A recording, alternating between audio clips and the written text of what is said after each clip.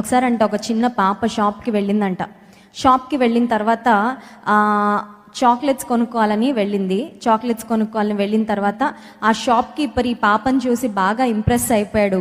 సరే ఈ పాప ఏం అడిగితే అది ఇచ్చేద్దాం అనుకున్నాడు. బాగా ముద్దుగా మాట్లాడుతుంది, చాలా క్యూట్గా ఉంది.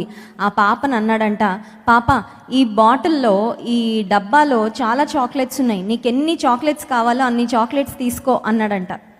ఆ పాప చాలా తెలివిగా చెప్పిందంట, అంకుల్ నేను తీసుకోను అంకుల్, మీరే ఇవ్వండి అని చెప్పిందంట. సరే ఆయనని ఇవ్వమనగానే షాప్ కీపర్కి పెద్ద చేయి ఉంటుంది కదండి, జెంట్స్కి ఇంకా పెద్ద చేయి ఉంటుంది లేడీస్ కంటే.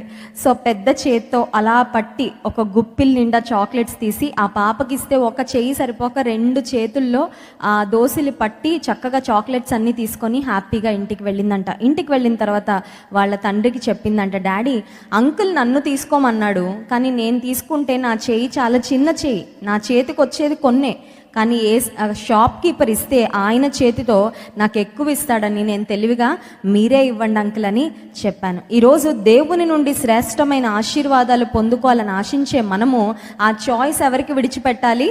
దేవునికే విడిచిపెట్టాలి.